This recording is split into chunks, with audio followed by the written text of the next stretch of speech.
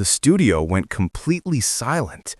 Dr. Phil McGraw dropped his microphone to his side and raised his hand toward the cameras. "Stop the tape," he said, his voice low but firm. The production crew froze. The audience, packed into rows of seats under the warm studio lights, held their collective breath because 40 years of marriage had just ended with one sentence. And what that woman said in front of millions changed everything. This wasn't supposed to happen. Not like this. Not on live television. But when the truth has been buried for 4 decades, sometimes it doesn't wait for permission to surface. It explodes. And Dr. Phil, who has spent over 2 decades helping families navigate their darkest moments, knew immediately that what he was witnessing wasn't just another marital conflict. It was a reckoning. Let's go back to the beginning. To understand how we arrived at this devastating moment, you need to know who Barbara and Richard were before they sat in those chairs. Barbara Jenkins was 63 years old when she walked onto the Dr. Phil stage. She wore a simple gray cardigan over a floral blouse, her silver hair pulled back in a neat bun. Her hands trembled slightly as she adjusted the microphone clip to her collar. Beside her sat Richard, her husband of 40 years. He was 65, dressed in a button-down shirt and khakis, his reading glasses hanging from a chain around his neck. To anyone watching, they looked like the kind of couple you'd see at a Sunday church service or a neighborhood barbecue. Stable, comfortable, safe. But Barbara had written to Dr. Phil 3 months earlier with a letter that made his production team pause. "I've been living a lie for 40 years, she wrote, "and I don't know how to tell him the truth." The show reached out immediately. They flew Barbara and Richard from their small town in Ohio to Los Angeles. They put them up in a hotel. They prepared them for the taping. But what nobody knew, not even Dr. Phil's team, was the specific nature of Barbara's secret. She'd kept it vague in her correspondence. "You'll understand when I say it," she told the producer during the pre-in, "but I can't practice it. I can only say it once." Dr. Phil opened the segment with his trademark directness. "Barbara, you've been married to Richard for 4 decades. You raised 3 children together. You've built a life. But you wrote to me saying you've been living a lie. What does that mean?" Barbara looked at Richard. Her eyes were already wet. Richard reached over and took her hand, a gesture so automatic it seemed like muscle memory. "It's okay, Barb," he said softly. "Whatever it is, we'll figure it out." He smiled at her. That smile, so full of trust and reassurance, would haunt the footage forever. Dr. Phil leaned forward in his chair. "Barbara, take your time, but I need you to be honest, not just with Richard, not just with this audience, but with yourself.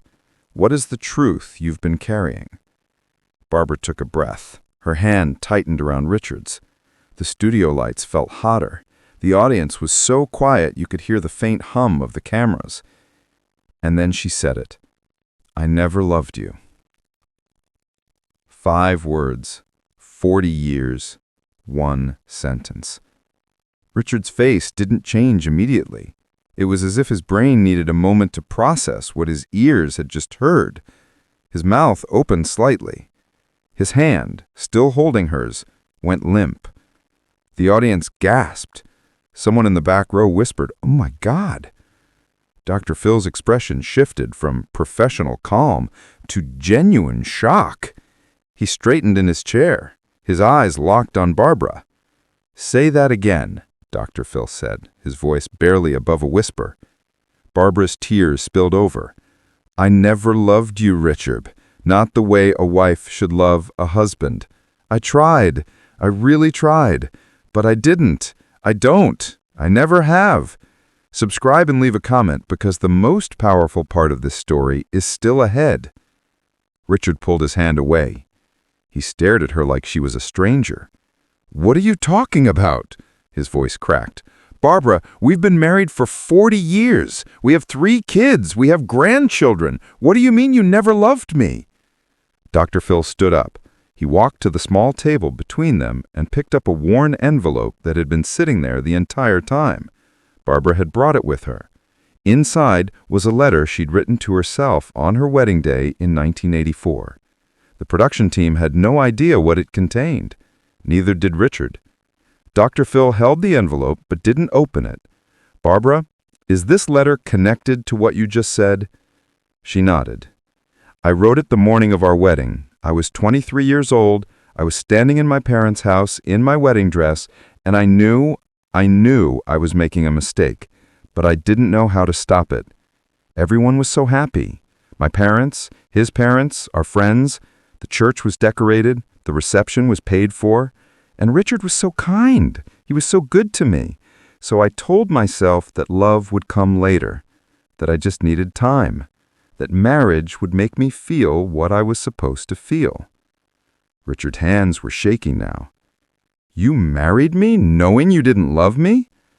"I thought I could learn to love you," Barbara whispered. "I thought if I just tried hard enough, if I was a good wife, if I gave you children, if I built a life with you, that the love would come. But it never did. And I'm so sorry, Richard. I'm so sorry." The audience was silent. Some were crying. Dr. Phil sat back down, his jaw tight. He looked at Richard, whose face had gone pale. "Richard," Dr. Phil said gently, "what are you feeling right now?" Richard didn't answer immediately. He stared at the floor. His chest rose and fell with heavy breaths. When he finally spoke, his voice was hollow. "I don't understand. 40 years, 3 kids, grandchildren, holidays, vacations. Every night we went to bed together. Every morning we woke up together. And you're telling me none of it was real?" "It was real," Barbara said quickly. "Our life was real. Our children are real. The memories are real. But my feelings, Richard, my feelings weren't what they should have been. I cared about you. I respected you. I wanted you to be happy. But I wasn't in love with you. And I think, deep down, you knew that, didn't you?" Richard looked up at her. His eyes were red. "No," he said. "I didn't know. I thought we were happy." This isn't just about love. This is about identity. This is about truth. And it's about the cost of living a lie. Barbara reached for the envelope. Her hands were shaking so badly she could barely open it. Dr. Phil helped her. Inside was a single piece of paper, yellowed with age. Barbara unfolded it and read aloud, her voice breaking with every word. "To the woman I'll be 40 years from now. If you're reading this, it means you made it. It means you survived. But I need you to ask yourself, was it worth it? Did you ever feel the love you pretended to feel? Did he ever know the truth? And if he didn't, what kind of life did you give him? I'm standing here in my wedding dress, and I'm terrified. Not of marriage, not of Richard, but of myself, because I know I'm about to lie, and I don't know if I'll ever be brave enough to stop. Forgive me or don't, but please, someday, tell the truth." The letter fell from her hands. Richard picked it up. He read it again, his lips moving silently. When he finished, he set it down on the table and stood up. He didn't look at Barbara. He didn't look at Dr. Phil. He walked off the stage. The cameras followed him as he disappeared behind the curtain into the backstage area. The audience didn't know what to do. Some stood up. Others stayed seated, frozen. Dr. Phil turned to one of the producers standing off camera. "Bring him back," he said. "Don't let him leave the building. I need to talk to him." He looked at Barbara, who was sobbing into her hands. "Barbara, stay here. We're not done." Off camera, Dr. Phil made a choice no producers expected. He walked backstage himself. The cameras weren't allowed to follow, but the microphones picked up fragments of the conversation. Dr. Phil found Richard sitting on a folding chair in a hallway, his head in his hands. "Richard," Dr. Phil said, his voice soft but steady, "I know you want to run. I know every instinct in your body is telling you to get out of here. But if you leave now, you'll never get the answers you need. And she'll never get the chance to explain why she finally told you." Richard looked up. His face was streaked with tears. "What's there to explain, Dr. Phil? She lied to me for 40 years. She married me knowing she didn't love me. She let me believe we had something we never had. How do I come back from that?" "You don't come back from it," Dr. Phil said. "You move forward from it. But you can't do that until you understand what drove her to do this. Not to excuse it, not to justify it, but to understand it. Because right now, all you have is anger and pain, and those will eat you alive if you don't process them." Richard was silent for a long moment. Then he stood up. "Okay," he said. "I'll go back, but I need you to promise me something." "What?" "I need you to help me figure out if any of it was real. Because if none of it was, I don't know how to keep living." Dr. Phil put a hand on Richard's shoulder. "We'll figure it out together." They walked back onto the stage. The audience erupted in quiet murmurs. Barbara looked up, her face swollen from crying. Richard sat back down in his chair, but this time he didn't reach for her hand. He sat with his arms crossed, his body angled slightly away from her. Dr. Phil addressed the audience. "What you're witnessing here is the collision of two truths. Barbara's truth is that she's been living inauthentically for 40 years. Richard's truth is that his entire life, as he understood it, just collapsed. Both truths are valid, both truths are painful, and both truths need to be honored if there's any chance of healing." He turned to Barbara. "Why now? After 40 years, why are you telling him this now?" Barbara wiped her eyes. "Because I'm dying." The words hung in the air like a bomb. Richard's head snapped up. "What?" "I was diagnosed with stage 4 cancer 6 months ago," Barbara said. "The doctors gave me a year, maybe less. And I realized I couldn't die with this secret. I couldn't leave him thinking we had something we didn't. He deserves to know the truth. He deserves to spend whatever time he has left after I'm gone building a life that's real, not one built on my lie." Richard's face crumpled. He covered his mouth with his hand. The audience was openly crying now. Dr. Phil sat down heavily in his chair. "Barbara, do your children know about the cancer?" "Yes." "About this?" "No. They think I'm here to talk about end-of-life planning. They don't know what I was going to say." Dr. Phil looked at Richard. "Do you understand what she's trying to do?" Richard's voice was thick with emotion. "She's trying to set me free, but what she doesn't understand is that she's also destroying me." But what happened next is something no one in the room or watching at home saw coming. Dr. Phil stood up again. He walked over to Richard and knelt down beside his chair. "Richard, I need you to ask me something, and I need you to be completely honest. In 40 years of marriage, did you ever question whether Barbara loved you?" Richard hesitated. "Yes." The admission seemed to surprise even him. He continued, his voice shaking. "There were times when I felt like she was going through the motions, like she was performing the role of a wife instead of being one. But I told myself I was being paranoid. I told myself that she was just tired or stressed, or that I was expecting too much. I never let myself believe that she didn't love me. Because if I believed that, then what did that make me? A fool? A man who wasted his life on someone who didn't want him?" Dr. Phil nodded. "So, part of you knew. You just didn't want to face it." "I guess so." Dr. Phil stood up and addressed the audience again. "This is what unspoken truth does.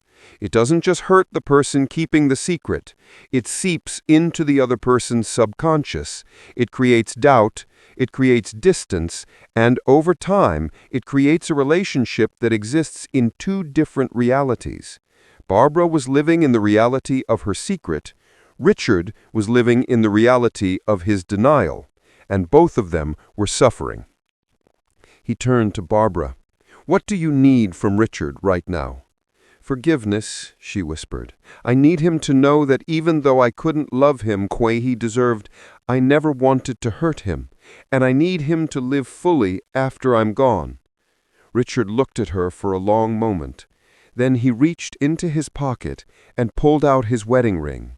He held it in his palm, staring at it. The audience held its breath. Dr. Phil didn't move. "I can't forgive you right now," Richard said quietly.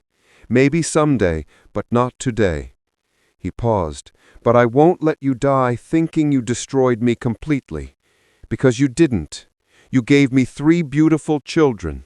You gave me grandchildren. You gave me a life that, even if it wasn't what I thought it was, still had meaning.